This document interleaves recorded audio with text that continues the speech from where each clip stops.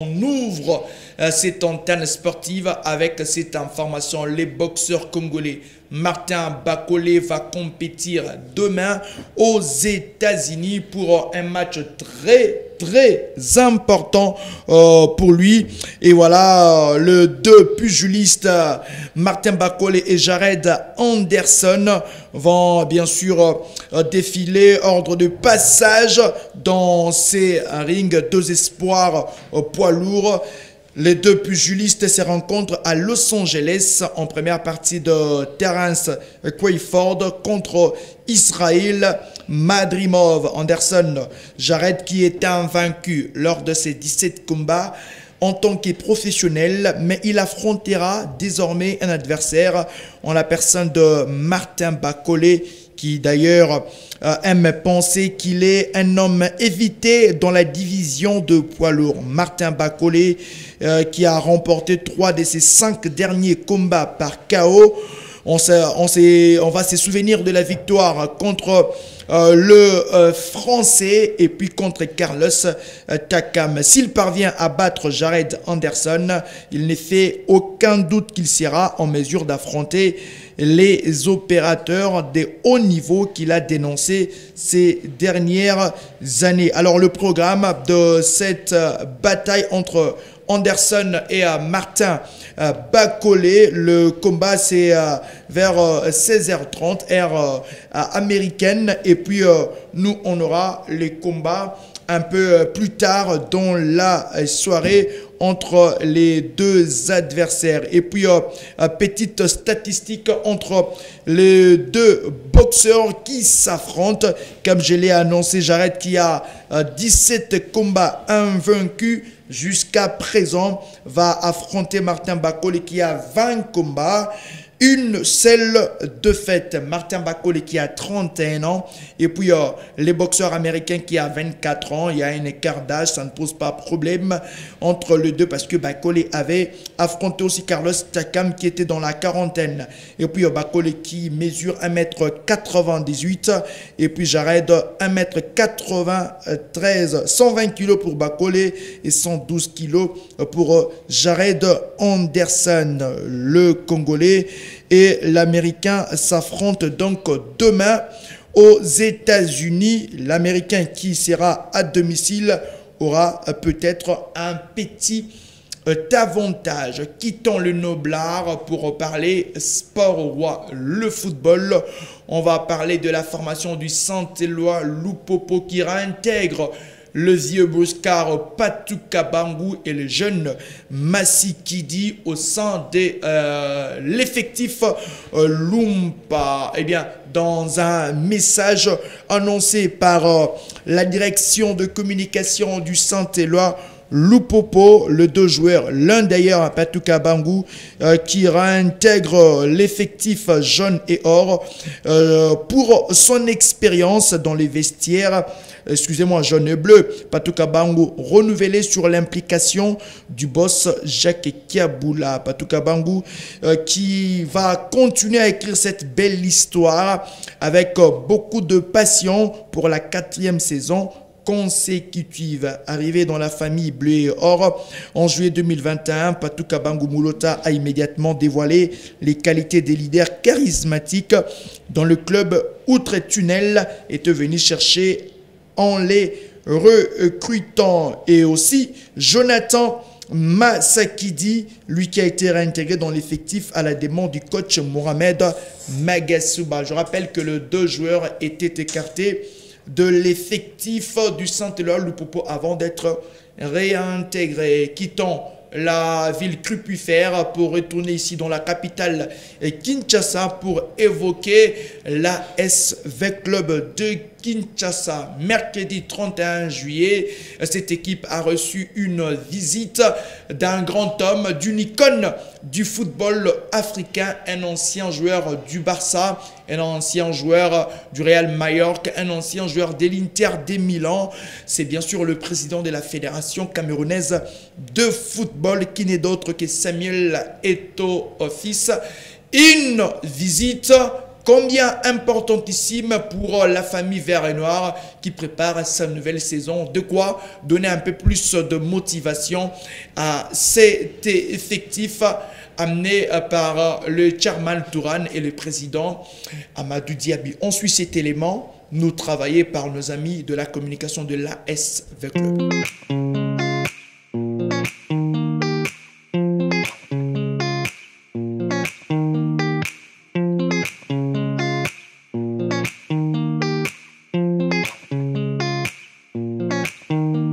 Président et merci aussi au président, à notre président Amadou Diaby qui a un carnet d'adresses, qui a des amis, qui connaît le système et l'écosystème du football africain, qui nous permet de ramener des noms comme ça et qui va permettre aussi de construire ce club. Donc je vous laisse la parole, président. Président, allez-y. Je vous laisse l'honneur. Non, À vous président, l'honneur. s'il vous plaît. Bon, moi je dirais que c'est votre grand frère qui est venu pour rendre visite. C'est pas donné à tout moment de voir des icônes comme ça. Et pour une petite histoire, Samuel, c'est pour moi un frère. Un frère parce qu'il me l'a toujours montré. Aujourd'hui, il le démontre encore parce qu'il sait que cette histoire des Vita Club, je lui avais parlé depuis très longtemps. Il m'avait fait partie des personnes qui nous ont beaucoup encouragés et qui me soutiennent beaucoup, dans le monde d'ailleurs. Donc il ne peut pas être à Kinshasa et ne pas venir me rendre visite. Donc on est très heureux. Et je me joins vers vous pour lui souhaiter le bienvenu et je demande à bon Dieu de le protéger. Merci.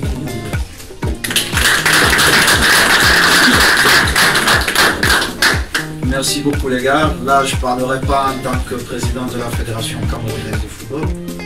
Je parlerai en tant qu'ancien joueur. Je dirais même en tant que joueur de football. J'ai eu la chance à une époque de ma vie de jouer contre votre coach. Et c'était une très très belle période de ma vie. Mais maintenant, nous ne pouvons plus jouer. Et j'aime pas souvent donner des conseils aux joueurs parce que j'ai été là, je sais plus ou moins ce qu'un joueur peut penser. Il y a des petites choses que vous devez avoir avec vous. Et ces choses ne trompent pas quand on veut gagner. Amadou, votre président, c'est un frère, c'est un ami, hier quand je suis arrivé, direct on a commencé à parler le club et voir comment on peut vous accompagner pour que vous rendez ce club à la place qui est la sienne. Ça ne sera pas facile, on va beaucoup vous demander, mais la chance que vous avez un bon staff. Vous savez, quand on est assis de l'autre côté, je sais, on dit qu'ils sont chiants. C'est vrai, moi je le disais. Mais à la fin de la journée, vous vous dites, si je veux devenir meilleur, si je veux aider mon coéquipier, si je veux apporter ma contribution pour gagner, il faut écouter ces gens-là. Mais quand ils ont fini de vous entraîner, ils commencent à regarder d'autres matchs pour vous donner des conseils. Et c'est là où c'est intéressant. Quand vous rentrez déjà dans un stade de football, avec la qualité qui est la vôtre, et vous avez les bons conseils, vous n'allez que faire la différence. Vous avez l'expérience ici. Si vous posez des questions, écoutez, ils sont juste là. Si votre coach, le staff, ils ont besoin de nous, le président va m'appeler, je suis à 2 heures de vol et je viendrai. Mais Vita, le maillot que vous portez, c'est un maillot important. Je ne sais pas s'ils connaissent l'histoire de ce club. Vous connaissez? Il faut qu'on vous parle de l'histoire de ce club. C'est un club très très important pour nous Africains. Et je suis quelqu'un qui aime profondément notre continent. J'ai vu quelques vidéos que le président a partagées avec moi le jour où vous présentez. Vous avez vu les attentes de ce public. N'ayez pas peur. Faites juste ce que vous aimez le plus faire. allons toucher le football. Et le reste, nous allons essayer de vous accompagner du mieux que nous pouvons. Je terminerai pour ne pas être honnête, en vous souhaitant beaucoup de courage, bonne chance, pas de blessures. Et surtout, soyez une bande de copains. Merci.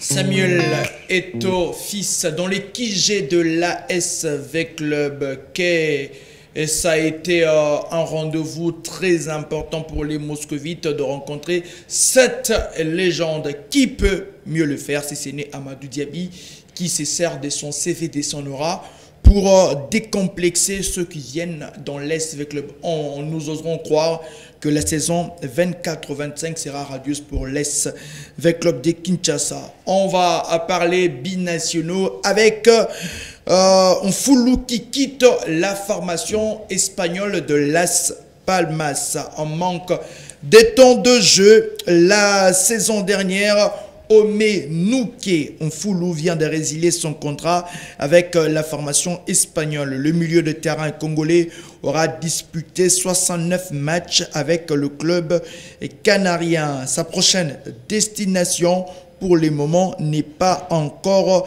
révélée pour l'international congolais Omé Nouké Mfulu. On va continuer à parler de nos binationaux avec Simon Bonza, annoncé avec beaucoup de force du côté de Marseille.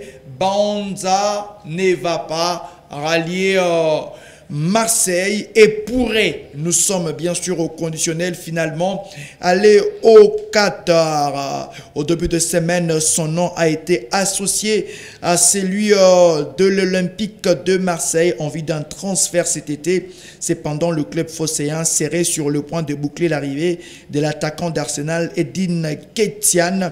D'après les informations du journaliste portugais Bruno Andrade, l'avant-centre congolais serait en train de négocier avec le club d'Al Douaïl, sinon qu'il n'a pas été retenu pour la rencontre que la formation de Braga avait joué contre la formation de Maccabi Petach Tikva. Pour le joueur congolais Simon Bonza, lui d'ailleurs qui a été plébiscité meilleur buteur la saison dernière avec la formation des Braga. Et puis parce que nous parlons de Marseille qui allait être la prochaine destination de Simon Bonza, on va tabler sur le cas Chancel Bemba.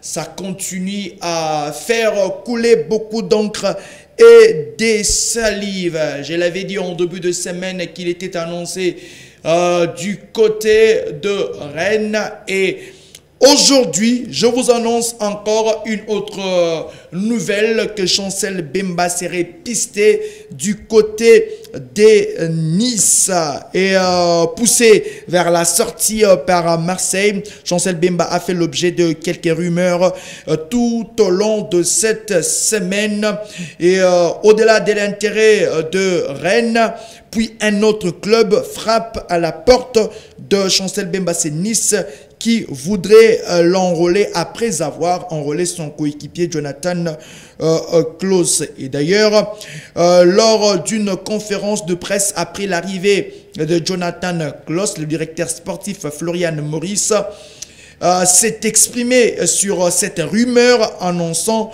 Chancel Bemba qui pourrait rallier le club azuréen. Eh bien, le capitaine de la RDC qui, selon aussi quelques sources, voudrait mieux, au-delà de ce qui a été proposé. D'ailleurs, en image, on va revenir sur cette conférence de presse du directeur sportif de la formation de Nice. Quand je vous dis voilà, on a des recherches, des pistes, je ne vais pas vous donner de nom évidemment. Je sais qu'il a à Marseille aujourd'hui, c'est un garçon qui est en difficulté ou qui est dans un loft. Voilà. Je vous dis pas oui, je vous dis pas non. On regarde un peu tout ce qui peut se faire et puis on va essayer de ramener en tous les cas le profil idéal pour pouvoir jouer à l'OGC Nice. Je souris par rapport à William parce que William regardait les yeux des uns des autres pour voir s'il pouvait percevoir un semblant de réalité ou pas. Hein, sur le même jeu, le mercato. Hein. Et non, moi je l'ai croisé juste quand je suis rentré de vacances à Marseille parce que je suis passé au club et je lui ai dit alors ça pourrait t'intéresser. Il m'a dit on verra. Enfin. C'est vrai, on attendra les prochains jours sur la prochaine destination de celui qu'on appelle demi-dieu, communément appelé par les Quinois la justice de Dieu, Yana. Voilà, cette petite information en bref.